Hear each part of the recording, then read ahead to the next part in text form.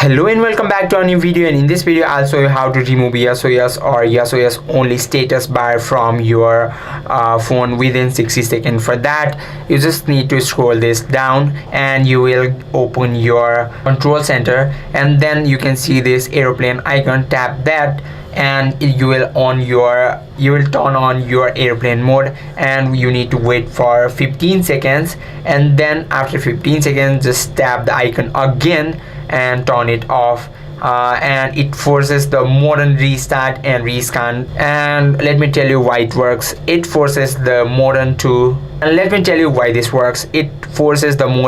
restart and rescan for towers. And also you can try out force restarting your phone.